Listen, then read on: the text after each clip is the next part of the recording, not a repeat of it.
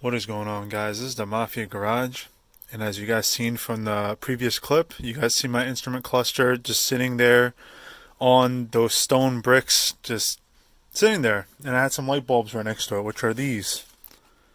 They're replacement bulbs for all the lights down here, the warning lights basically. The only lights that work on my car are the door jar light, the high beam light, and the handbrake light. The battery light doesn't work.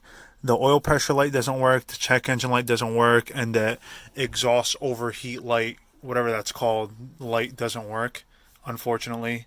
I'm in the middle of doing another thing to my car, so there's going to be some pieces, not on the car. When I go underneath the engine bay, you're going to see some parts all over the place. That's because I'm trying to resolve an issue, but my check engine light never worked. So I'm trying to fix this issue by replacing the bulbs because I think the bulbs are burnt out. And I feel as if the check engine light works and let's say it's on, I can figure out the issue a little bit faster than me just trying to do trial and error and try to fix the stuff. But anyway, besides that point, this is the instrument cluster removal. It's kind of removed already, but I want to show you guys the steps that I did to remove it. So first and foremost, I'll show you guys what I did as I was. Well, I'll show you guys the first step that I did. So as you guys can see, it's already apart from the beginning. You guys can see right here. There's an opening right there, and an opening right there, and you can see some screw holes. So what was in place was these little tabs right here. You can see a little bit of scratching right there. They're just snapped into place, and what I did was I grabbed a really thin flathead screwdriver. I pried it in there and I just popped it right out. It pops right out and it snaps back in. You can see, snaps right back into place. Screwdriver goes in between the panel right here and in between this, and you could see where it got indented. I just stick the screwdriver in there and I just pop it right out. When you pop those out, you'll see these Phillips head screws holding on this top cover right here for the instrument cluster. You remove these two screws on both sides. You remove them out, and then this top portion just technically just slides towards you, the driver, and then it just pulls right out like this. You guys can see up close. And you can just place this to the side. If you want to clean it up, you could. So that goes over here. Now, here's the instrument cluster. As you can see, it was screwed in right there, and it was screwed in right there for the top piece. Now, for everything else over here, I honestly think that there's supposed to be screws right here, but as you guys seen from my previous videos, a lot of stuff has been like kind of not put together properly, I suppose. I don't know.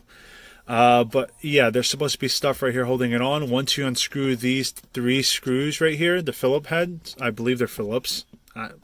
As I said, I don't know too much, but it looks like screws go in there, and I'm assuming that they're Phillips. Once they're good to go, this should be loose right here, right? And then you could try to pull it out, but you gotta be very careful. So this is as far as it will go. And you might be thinking, oh, let me just keep on pulling on it. Do not pull on it that much. The reason why it's stuck right here is because the speedometer cable is it's connected onto here. Now, there's two different ways that I've read up that you can do.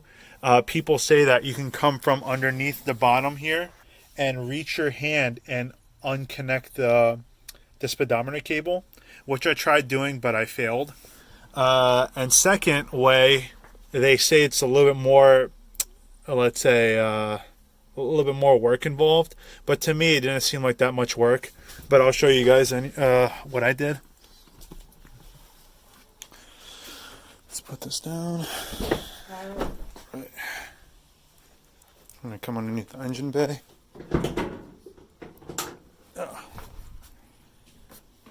As you guys can see, it's kind of all over the place right now. I'm trying to do some trial and error stuff, but that's not the point. You guys can see right here, this is where the speedo cable goes. There's supposed to be a rubber grommet. I just pushed it aside. you just pull out that rubber grommet, and then this will be free. There's going to be a little tab under here that the speedo cable will be on. So it's right here.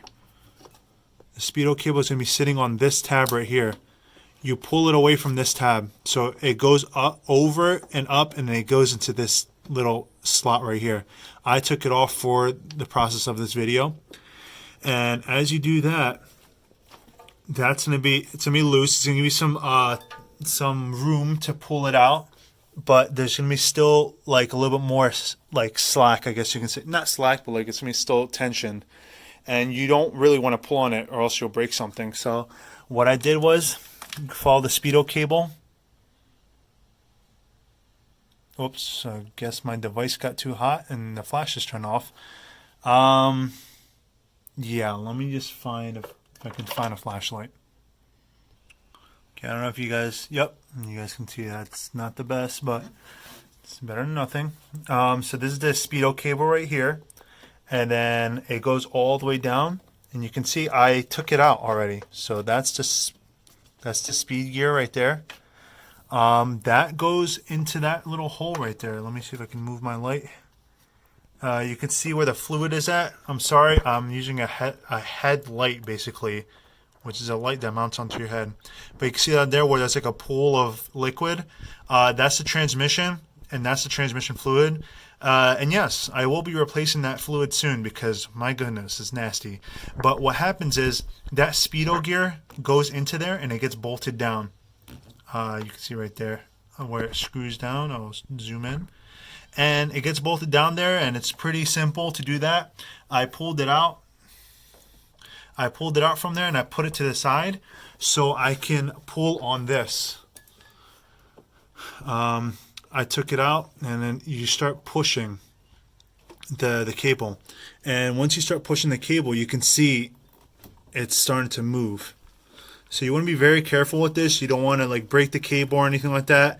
But once you start pushing the cable and you feel a lot of slack going on around this area, then it'll be able to pull over there. So I want to give you guys a better picture right here. So you can see right behind here, you're going to see basically 4 tabs. So there's a tab right there. You got to push it down and pull it out. Tab right there. Oh, my finger made it blurry. Tab right there where the blue connector is at. You push that down and pull it out. Then there's going to be the speedo cable connector. You can see right there, that white little clip right there. You just push that down and pull it out. And then there's going to be one more down there. Same process. Push down the tab and pull it out. And I'll show you guys as I'm doing it. Get in here. Oh, that was a bad noise, but we'll see. So we can go right here. I don't know if you guys can see this. So I'm going to push down right here. Then pull it out just like that. There's no biggie to it. Just take your time and start pulling out all these tabs. Remember, take your time. You don't want to break anything. Some of this stuff is brittle. And there's going to be one down underneath this white one. There's going to be another one under here. And there's going to be a speedo cable. I want to show you guys how to remove that. So you push down on this right here. You push down on that. And then pulls out just like that. And there's going to be one more over here. But you guys don't really have to see that because it's kind of difficult to do with one hand. Okay, so I've removed everything. As you guys saw, this was the first one I removed. This one was the second one. It had the tabs. This is the speedo cable. I removed that by pressing that down. And this is the one underneath this one, which is the same thing, but it's underneath. Push it down, pull it out. And this can all go to the side. If you guys want, you guys could clean the terminals, like by spraying some electric parts cleaner in there, or do whatever you guys like. Mine looks pretty good. Let's move on to the instrument cluster. It's removed. And you guys can see behind here. Now this is good for someone that wants to change their lights in the back of this. You know, like the speedometer lights and the RPM lights and all that. If you guys need to change it because your light bulb went out, or you guys want to change the colors. If you guys do change the colors, this is like a yellow face. So any color you use, it's going to really make it look kind of weird. But if you guys want to replace with OEM or like, you know, halogen or, you know, OEM specific colors, well, here's your guide right here. And these are the ones I'm going to be replacing. See? They have a little Allen head on the top. I mean, not Allen, Phillips. Right there. Sorry if the video is kind of choppy. I'm actually doing the job, and I thought it would be a good idea to record while doing this because, you know, I almost broke. I almost broke the instrument cluster by yanking on it, and I'm like, wait a minute, I think there's something still left connected onto it. So better make a video so it won't be a mistake for you guys. So anyways, so that's how it is. As you guys can see, this is Phillips heads for these small ones. And from what I was told, they're T4s. That's the ones that I got. They look identical to it. Although these are not Phillips, they fit right on there. I test fitted them before I made the video. Although I did not try them. So if they work, they work. But this is basically a video of not me replacing my bulbs. It's me making a video of me removing the instrument cluster and telling you guys how to do it.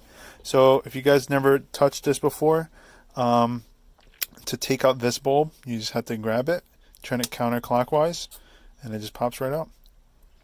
And then these bulbs are really easy. You just pull them right out. I don't want to touch them because mine are fine. They look kind of old, but they still work, which I don't mind. As you can see, twist them. This is for the turn signals.